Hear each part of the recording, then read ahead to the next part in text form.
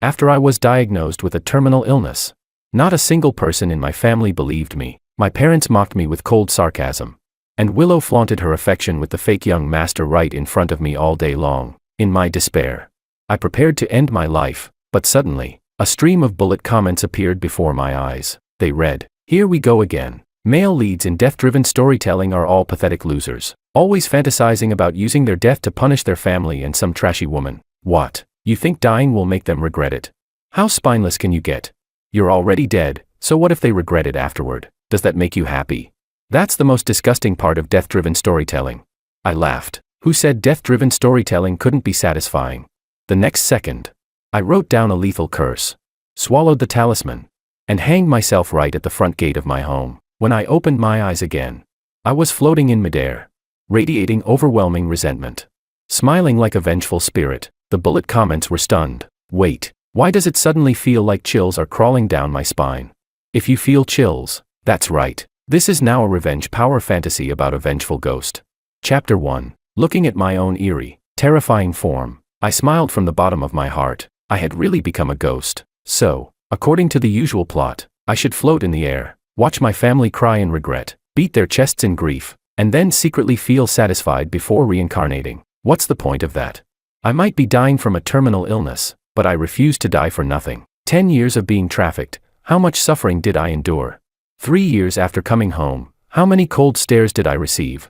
I remember it all. I raised my eyes toward the villa's front gate. My corpse swayed in the darkness before dawn, heavy dark circles, deathly pale skin, hollow eyes, a truly horrifying sight. The first person to discover me, the maid, burst into tears on the spot. Forget making breakfast. Her scream shattered the silence of the villa. Lights flicked on one by one, followed by an increasing chorus of screams. Finally, my family was awakened. Wrapped in their pajamas, they hurried downstairs. Chapter 2. My father strode forward with authority and barked, "What's all the noise?"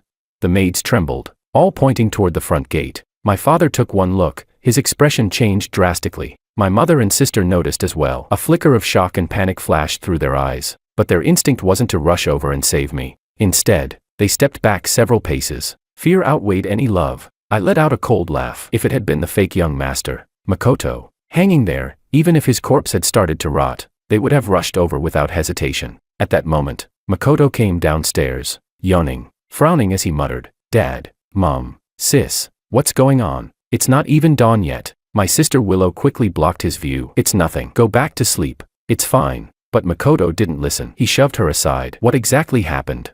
The moment he finished speaking, he froze, because he saw my swaying corpse. He let out a shrill scream and collapsed onto the floor. Willow hurried to help him up, comforting him repeatedly. "It's okay. It's just George being a lunatic, who hangs himself in the middle of the night. So unlucky." My mother echoed, "Good boy. Go back upstairs and sleep. Your father and I will handle it." Makoto hummed in response and got up, looking regretful as he walked upstairs, but I clearly saw the undisguised delight at the corner of his lips. No matter how scared he looked, seeing me dead still made him happy. At this moment, the bullet comments exploded. "This family is insane, their own son hanged himself and they're completely indifferent. Damn it, I want to chop Makoto down so badly. Heh, saw this coming. The male lead died for nothing, serves you right for playing death-driven storytelling." Some of the comments even pitied me. Little did they know, I wasn't sad at all. From the moment I hanged myself at the front gate with a curse in my mouth, this stopped being any kind of pathetic death-driven storytelling. Chapter 3. My rage surged wildly, making my presence even more sinister. Suffering while alive, despised even in death, I truly received not a shred of care. Without hesitation, I lunged at my mother, intending to strangle her first. But I was suddenly repelled, my ghostly form nearly scattering apart from the force. I was stunned. What was going on? The bullet comments were equally shocked. Holy shit. So that's it, the male lead killed himself for revenge. His mom is a devout Buddhist. She's wearing a consecrated amulet blessed by a master. He won't be able to kill her easily. So it's not death-driven storytelling. I'm topping up to read more right now. I looked at my mother's neck. A faint flash of golden light flickered and vanished. Only then did I remember, she always wore a Buddhist amulet. The irony was almost laughable. She only turned to Buddhism after I was trafficked. Day and night, she prayed to the gods, hoping to find me again. But when she finally did, she favored the fake young master, Makoto. Her disgust toward me ultimately outweighed whatever love she had. I let out a cold smile, slowly floating upward as I turned my gaze toward my father. He wasn't wearing any amulet. Chapter 4. By now, My father had completely calmed down. He ordered the servants to take my body down, then made a phone call. The hearse from the funeral home would likely arrive soon. He said, "No one is allowed to spread what happened tonight. If I hear a word of it, I won't go easy on you." After threatening the servants, he turned to my mother and said, "There's no need to attempt any rescue. Have the funeral home take him away for cremation as soon as possible." My mother hesitated for a moment, then nodded heavily. "All right, sigh. This child, how could he be so foolish? She didn't want me to die, but now that I was dead, her sorrow was no more than a ripple in the ocean." My father told her not to be upset. He even complained about me instead. George deliberately hanged himself at our front gate. He clearly wanted to disgust us. "I told you long ago, there's something wrong with his head." There was something wrong with me. 10 years of being trafficked had nearly shattered my body and mind. After returning home for 3 years, I thought I could heal. Instead, I was completely broken. How could I not be sick? "Since you all made me this way, then I'll make you all die." Chapter 5. Soon, people from the funeral home arrived. My corpse was loaded into the vehicle, and the family driver took my father along to the funeral home. I sat in the car, staring gloomily at my stern-faced father. I didn't act immediately. Instead, I focused on adapting to my ghostly state. During that time, I discovered I could tug at my father's clothes, which meant I could interact with objects in the living world. As dawn approached, a faint light appeared in the east. I began to feel uncomfortable. Clearly, daytime wasn't suitable for ghosts. My ability to cause harm weakened significantly. Physical attacks like choking or strangling became much harder to execute. But for a ghost to harm someone, all it needed was to exploit fear. With that thought, I experimented. With a shift of my will, I suddenly manifested. My father remained unmoved. He couldn't see me, but through the rearview mirror, I saw my own reflection: blackened face, deathly pale skin, blood-red pupils, terrifying even to myself. The driver, Tom, suddenly stiffened. His hair stood on end, cold sweat pouring down his face. He had caught a glimpse of me in the mirror. I quickly concealed myself. Tom was a good man. For the past 3 years, he had driven me to school and often comforted me. I didn't want to scare him to death. He rubbed his eyes hard. Seeing that I was gone, he even turned his head to check, then let out a trembling sigh of relief. My father frowned. "What's wrong?" Tom wiped his sweat, hesitating to speak. My father grew impatient and told him to talk. Only then did Tom say, I think I just saw George." My father snorted coldly. "Are you implying something? You think he turned into a ghost?" Tom didn't dare say another word. Only then did my father relax slightly. "Even if he did become a ghost, what's there to be afraid of? This is all his own doing." Tom sighed quietly and continued driving. That day, my father handled my funeral arrangements and had me cremated immediately. I watched everything coldly. Only when he returned to the company, walking alone into his office, did I reveal a chilling grin. Night fell once again. The discomfort faded. It was time for me to make my move. Chapter 6. I drifted into the office. My father was holding a glass of red wine, leisurely admiring the night view outside the floor-to-ceiling windows, as if the death of his son today was nothing more than a trivial matter. I lunged forward and clung onto his back. He didn't have any strong reaction, just frowned slightly, then rubbed his neck, feeling a bit uncomfortable. At that moment, my mother called, asking if he had finished handling the cremation. He replied, "It's done. From now on, we only have one son, Makoto." His tone was calm. My mother fell silent for a moment. A trace of desolation crept into her voice as she said, "But, he was our biological son. So what? We've already given him more than enough. He was the one who turned out rebellious. We've done nothing against our conscience." My father snorted heavily. My mother had no reply and could only hang up. I narrowed my eyes, resentment surging within me like a storm. "You've given me more than enough. Then why, when I was hospitalized, could you go on vacation with Makoto without a second thought? Why, when I was bullied at school, did none of you spare even a moment to stand up for me? Why, when I placed my cancer diagnosis right in front of you, were you still busy looking at Makoto's report card?" I clenched my teeth, and suddenly manifested. Because the glass could act as a mirror, my form instantly appeared in my father's eyes. He let out a scream. The wine glass slipped from his hand and shattered on the floor as he stumbled backward in panic. I remained motionless behind him, staring at him with venomous hatred, certain he hadn't imagined it. He fled without even daring to look back. Inside the elevator, he forced himself to calm down, glancing around while reaching behind him. Of course, he touched nothing. Just as he began to feel relieved, I raised my fist and slammed it hard into his face. The blow sent him staggering. Terrified, he shouted, "Help! Someone, help!" But his voice couldn't get out. I didn't stop. Punch after punch rained down. My face twisted with the exhilaration of venting years of rage. I still remembered, a year ago, in a moment of fury, I punched Makoto to the ground. In truth, he had set me up, deliberately provoking me, but that enraged my father. Blazing with anger, he had me restrained and told Makoto to return the blows tenfold. That day, I was beaten until my face was swollen and bruised, blood spilling from my mouth. Only when Makoto was satisfied did my father stop it. Now, I would return it tenfold as well. My father's face quickly swelled into something unrecognizable, and with the heavy resentment clinging to me, his entire face turned stiff, dark as charred coal. The bullet comments exploded. Holy shit, this is real revenge. His nose is completely smashed. The male lead is terrifying, but this is so satisfying. Still not enough. That old bastard deserves to die. I thought the same. He had to die. Chapter 7. In his struggle, the elevator doors opened. My father rushed into the parking lot, fled into his company car, and sped away. He thought he had escaped. Little did he know, I was sitting quietly in the back seat. When the car reached a deserted suburban road, and there were no other vehicles around, I revealed myself. This time, I appeared again through the rearview mirror. But now, my lips were split into a ghastly grin, fangs bared, my face twisted as I closed in on him. From the corner of his eye, my father caught sight of me in the mirror. The relief he had just felt vanished instantly, his soul nearly leaving his body. The car began to swerve wildly, like a leaf caught in the wind. As I drew closer and closer, he wailed in terror. Son, I was wrong, I was wrong. Don't kill me, go away, go away. Why would I leave? I lunged at him. His entire body went heavy and cold. Through the mirror, he saw my face right beside his. At last, he completely broke. Bang. The car lost control, crashing into the guardrail, spinning 5 or 6 times before flipping upside down. The frame was nearly crushed. I crouched on the ground, watching my father bleed out. He had only his last breath left. Trapped in the wreckage, he howled weakly, using all his strength to beg, George, save me, save me. He couldn't see me, but he knew I was there. I stood up and brushed off my hands. Save him? How could I?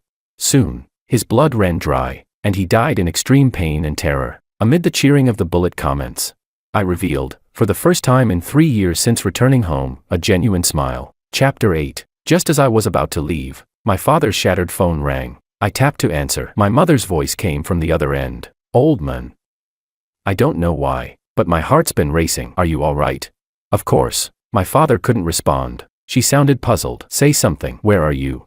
Still, there was no reply. The next second, Willow's voice came from the side. Mom, why are you worrying for nothing? Based on past experience, Dad's definitely in a meeting. He probably just didn't want you to worry if he didn't pick up. Stop bothering him, my mother said uneasily. But I just have a bad feeling. You're overthinking it. Willow cut in, snatching the phone. Hang up for now. Mom, you should go shopping or something. Staying at home all day is making you imagine things. I've already made plans with my friends anyway. Gotta wash off the bad luck. George, that lunatic, is seriously disgusting. My mother sighed helplessly. Go check on your father at the company first, then go have fun. Got it. Willow replied half-heartedly. She definitely wouldn't go look for him. I didn't linger any longer. I drifted toward the Mirage Night Bar, the place Willow frequented. Dear sister, you're next. Chapter 9. When I arrived at the bar, the atmosphere was already at its peak. I spotted Willow at a glance. With exquisite makeup and an arrogant expression, she sat in the most expensive booth, surrounded by a crowd of fawning men. One of them, smiling obsequiously, asked why she didn't seem very happy tonight. She rolled her eyes. I'm not unhappy. I just ran into something unlucky, totally disgusted me. The unlucky thing she was referring to was, of course, me hanging myself. In truth, even before I died, she had always considered me bad luck. Even on the first day I returned home, she called me unlucky, just because I didn't change my shoes in time and dirted the floor. She rolled her eyes to the heavens, firing off sarcastic, cutting remarks one after another. But after years of loneliness and insecurity, finally finding my family, for 3 years, I had carefully tried to please her, buying her gifts, running errands for her. Yet every single time, she would sneer coldly, "Get lost, you disgusting jinx." Now that I was dead, hanging right in front of them, she still thought of me as bad luck. I laughed too, 100 times more vicious than her. Then, I locked onto a man in the corner who clearly didn't fit in. He looked drained, hollow-eyed, like someone severely lacking vitality. To me, he was the perfect target. His life force was weak, making him easy to possess. Such a person wasn't easy to come across. Like a gust of wind, I drifted over and effortlessly took over his body. Meanwhile, Willow playfully brushed away a hand that had slid onto her thigh, scolding with feigned annoyance for the men to behave. The men just laughed, pinching her cheek. Then let's get rid of the bad luck for our Willow. Everyone drink up, tonight, it's all on me. Hell yeah. The crowd erupted in cheers, drinking wildly. Only I didn't drink. Instead, I pulled out a pack of cigarettes, took one, and lit it. I have now possessed this man who indulged in excessive lust. I am him. As I exhaled smoke lazily, Willow noticed me. She frowned, coughing lightly, clearly displeased. What are you doing? I replied. Can't you see? Smoking. I answered lazily, staring at her with amusement. She snapped angrily. Can't you see there are so many girls here, making us breathe second-hand smoke? Do you have any manners at all? Everyone around turned to look at me. I simply crossed my legs, blew out another puff of smoke, and said even more provocatively, looking at you feels like bad luck. Needed a smoke to calm myself. The crowd was stunned. Willow was just about to explode, but then she seemed to recognize me. Curling her lips in mockery, she sneered. Oh, I was wondering who it was. Martin. Isn't this that simp who chased after me? Even tried to act all tough last time, sending me muscle pics. Turns out in bed he's a 3-second man. Hilarious. I laughed too. Give me a break. You're full of infections. I lost interest the moment I saw you. You don't even deserve 3 seconds. A collective gasp spread through the crowd. Willow Lou instantly exploded in rage, grabbing a glass and splashing it at me. I dodged nimbly and raised my voice. Miss Lou, don't lose your temper. Just because you've got issues doesn't mean you need to freak out. There are always people who aren't picky, but I just think you're dirty. Shut up. Willow raised her hand and rushed over to slap me. I didn't hold back at all. I kicked her straight to the ground, throwing the entire place into chaos. A few rich kids, having had enough of the show, stepped in to teach me a lesson. As I ran, I deliberately knocked over drinks at nearby booths, creating even bigger disorder. Willow grew even more furious, screaming hysterically, "Are you all useless? Kill him for me."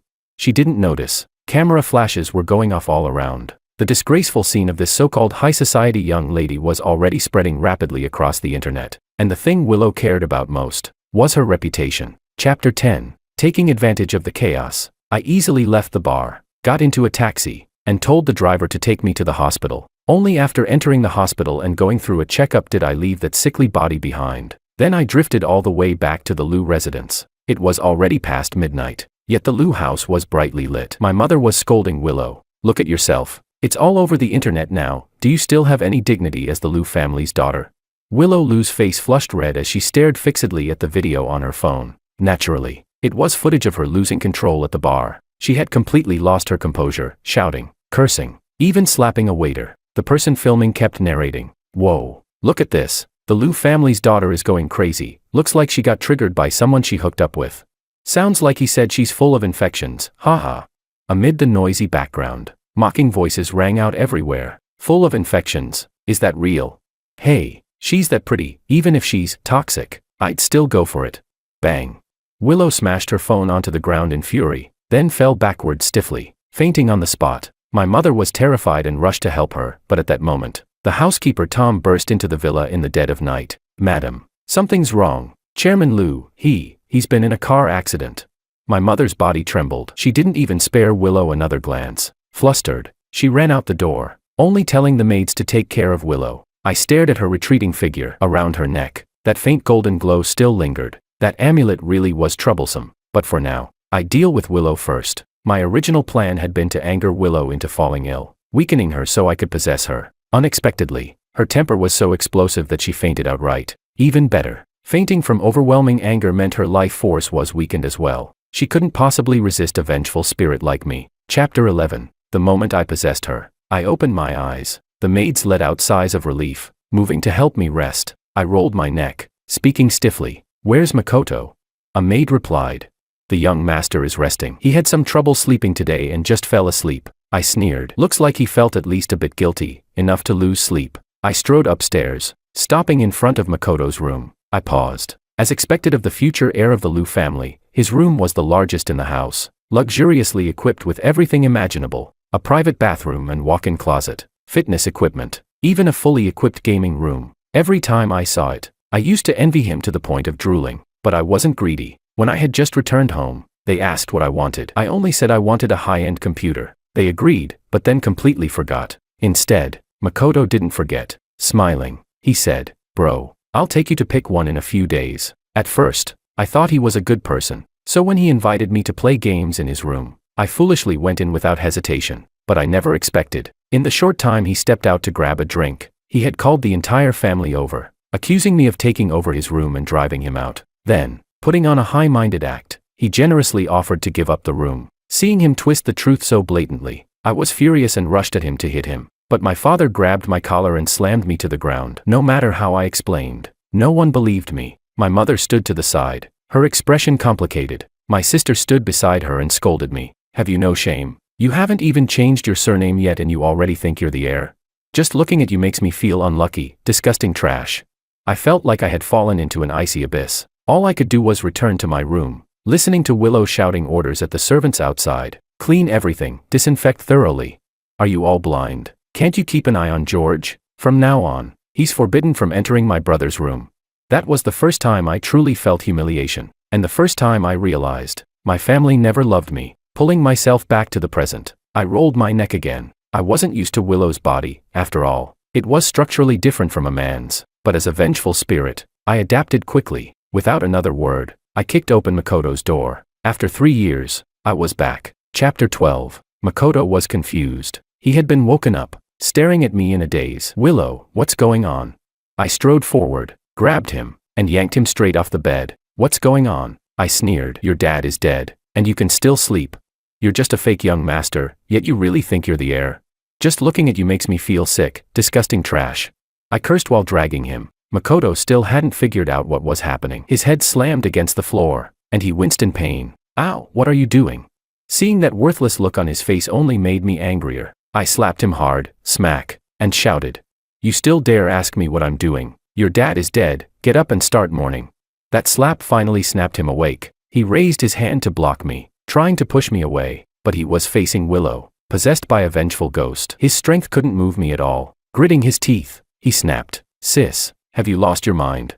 I didn't respond. I just kept slapping him. Every strike carried full force. By the time his face had swollen into a pig's head, he burst into curses. Willow, are you fucking insane? He even shouted at the servants outside. Are you all insane too? Pull her away from me.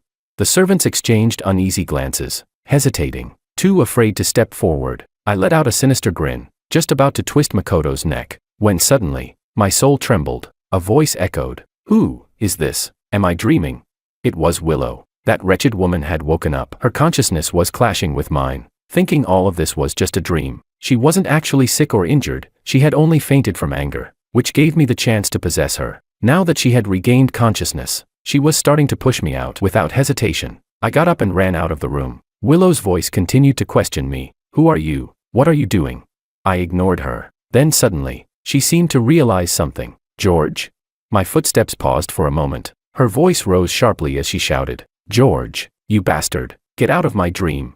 She couldn't understand what was happening, so she could only explain it as a dream, believing I had invaded it. I looked up. The rooftop was just ahead. No rush. Chapter 13. I rushed all the way up to the rooftop in one breath. Our luxurious villa had a full 7 floors. Falling from the top meant certain death. In one swift motion, I vaulted over the railing and stood at the edge, staring straight down at the ground below. Willow, who thought this was a dream, snapped fully awake. I could feel her body trembling violently. My soul wasn't faring well either. I was being burned by the living body, on the verge of being expelled, but I endured the discomfort, grinning as I said, Sis, you're not dreaming. You'll be seeing me very soon. Willow's body shook like a leaf. She screamed in sheer terror.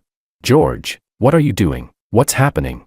By now, chaos had erupted downstairs. Under the bright lights, all the servants saw me standing at the rooftop's edge. Makoto, his face still swollen, stood below, shouting up at me. Willow, have you lost your mind? Don't jump. But Willow didn't want to jump. The more control she regained over her body, the more she could feel the terror of the height. Her voice trembled as she shouted. George, step back, step back. She was still shouting, but her voice was already shaking. I lifted one foot into the air, smiling as I said, Sis, weren't you always so sharp-tongued? Didn't you always tell me to just jump off a building and die? So, I've decided to do exactly that. In this family, the one who despised me the most had always been Willow. There were 2 words she used that I would never forget. Jinx, and jump off a building. Every time she saw me, she called me a jinx. Whenever she was angry, she told me to go jump and die. I remembered that time I was hospitalized. The whole family was out traveling. All I did was say during a video call that my stomach hurt so badly I wanted to die. Willow got annoyed, saying I was ruining her mood, telling me that if I wanted to die, I should just jump off a building and stop bothering them. And now, heh, I was really about to step off. Controlling Willow's body, I moved outward inch by inch. Willow screamed in panic, her voice shifting from anger to pleading, and finally to sobbing uncontrollably. Through choked sobs, she begged, "George, I know I was wrong. I really know I was wrong. Please, don't jump. Please step back, please." My tone remained calm, my face expressionless. "No, you don't know you were wrong. You just know that you're about to die." With the final step, amid Willow's piercing scream, amid the horrified cries from below, I plunged headfirst down. Blood splattered everywhere. Her skull burst like a smashed watermelon. Tonight, the night was truly beautiful. Chapter 14. The Liu family was in complete chaos. Makoto was so frightened he was almost in a daze. He sat on the sofa, trembling, his fingers stiff as he tried to call his parents, but no one answered. I originally planned to take the opportunity to finish him off, but when I thought of my mother's Buddha amulet, I held back for now. I needed to set something up, get rid of that amulet first. At daybreak, my mother rushed back in a panic. Willow's body was already covered with a white sheet. Filthy blood was everywhere, and the stench of iron filled the air. Most of the maids in the villa had fled, because Willow had looked like she was possessed last night. The Liu family was haunted. When my mother saw the white sheet, she froze on the spot. She didn't even dare to approach. It wasn't until Makoto staggered out, trembling, and stammered, "Mom. Willow, she." He couldn't finish, but my mother had already guessed something. In disbelief, she moved forward step by step, her body shaking, and after struggling for a long time, she finally lifted a corner of the sheet. Then she saw Willow's shattered, mangled body. My mother let out a piercing scream and nearly fainted on the spot. Makoto had never been particularly brave. He could barely handle himself, let alone comfort her. My mother wailed, "Willow, what happened to you? Old Liu died in a car accident, and now you too. Oh heavens, why are you doing this to us? Why?" I smiled from the side, because heaven is merciful. She cried for a long while before finally calling someone to handle the aftermath. When Willow's body was taken away, my mother seemed as if her soul had been hollowed out. She sat on the ground blankly, tears silently streaming down her face. By now, Makoto had calmed down a little. After learning that his father had also died, he thought things over, goosebumps rising on his skin. Before speaking, he said, "Mom, a lot of the maids are terrified. They're saying our house is haunted. I think it might be true. Especially my sister, she was too strange. She slapped me so many times, then jumped off the building. She didn't say a word, and she was even smiling when she jumped." Hearing this, my mother shuddered. She regained a bit of her composure, but fell into deep thought. After a long pause, her voice hoarse, she murmured, "Could it be? George has come back." Chapter 15. The moment my mother said that, Makoto jolted in fright. He had actually guessed it too, but didn't dare say it out loud. All he could do was glance fearfully toward the villa entrance, as if I were still hanging there. My mother said, It's okay, we'll go find a priest to take a look." She took a deep breath and was about to take Makoto out. She was almost certain by now, it was me causing all of this. Just as they were about to step out the door, I raised my hand and waved it. A gust of cold wind swept through, and the front door slammed shut with a loud bang. My mother and Makoto screamed in terror and stumbled back toward the sofa. I exerted force again, sealing all the windows. Now, the villa had become a completely enclosed haunted house. Makoto was as timid as a mouse. He completely broke down on the spot. "Help! Murder! Help!" His voice echoed through the empty villa, but not a single sound reached outside. My mother was much calmer. She wiped the cold sweat from her forehead, looked around, and spoke in a trembling voice. "George, my child, is that you?" I felt like throwing up every time she called me that. It made my stomach churn. I summoned a mirror and wrote a few blood-red words on it. "Take off the amulet." Then I tossed the mirror at my mother's feet. The sudden appearance of the mirror startled them again. When they saw the words, my mother realized something. She immediately clutched the amulet tightly in her hand. She was quite clever. She grasped the key point right away and said to Makoto, "Makoto, I understand now. He can't harm us. We have the amulet protecting us. It's been blessed by a master. It can keep us safe." Makoto was overjoyed. His hands stopped shaking, his legs steadied, and he immediately stepped in front of my mother. "Mom, don't be afraid. I'll protect you." I grinned. I went into the kitchen, grabbed a fruit knife, and walked straight toward Makoto. They couldn't see me, but they could see the knife. The gleaming blade lunged straight at Makoto. He panicked instantly. With a quick dodge, he hid behind my mother, but the knife circled around and continued stabbing toward him. My mother shouted anxiously, "George, he's your younger brother." "Your younger brother, my ass." I sped up and drove the knife straight into Makoto's butt. His backside burst open, blood spilling everywhere. Terrified, he scrambled wildly toward the stairs. I chased after him with the knife and gave his other side a stab as well. He howled like a ghost in agony and ran back toward my mother. My mother, both shocked and terrified, kept trying to persuade me to stop, but suddenly she cried out in pain. Makoto had yanked the amulet right off her neck. I nodded in satisfaction. Makoto, you're quite clever. Chapter 16. Mom, let me wear it. Makoto grabbed the amulet and put it on, still shaken as he clutched his injured backside. My mother was terrified, but she didn't try to take the amulet back, so I turned the knife toward her. Still avoiding anything fatal, I stabbed wherever it wouldn't kill her, her butt, her thighs, her back. She screamed in pain, retreating again and again behind Makoto. When she could no longer endure it, she reached out for the amulet. Makoto, let Mom wear it. Makoto's eyes flickered. Instead of helping her, he pushed her away and ran to the other side. My mother froze, her face turning ashen. My son, how could you? Makoto waved his hand dismissively. Don't call me your son. We're not related by blood. This has nothing to do with me. Clutching the amulet tightly, still trembling with fear, he shouted, and even called out to me. George, every debt has its debtor. We have no grudge between us. If you want revenge, go after them. They favored me. It's not like I asked for it. I didn't know they were that stupid, loving an adopted son more than their own. Let me go. I have nothing to do with them. Every word Makoto spoke was an excuse, every word utterly cold and heartless. My mother's face grew even paler. Fear and shock intertwined, leaving her unable to stand as she collapsed heavily onto the ground. Seeing this, Makoto spat and said, It's all your fault for playing favorites. You got your husband and your daughter killed. Are you trying to kill me too? You're a beast. You don't deserve to be a mother. Shameless trash, dying 100 times wouldn't be enough for you. Makoto hurled insults wildly, all just to show loyalty to me. My mother's lips turned white. She raised a trembling hand, pointing at Makoto, shaking for a long time, yet she couldn't say a single word, but her eyes burned. That was the fury born from utter despair. Makoto continued cursing. What are you pointing at me for? You disgusting excuse for a mother, just die.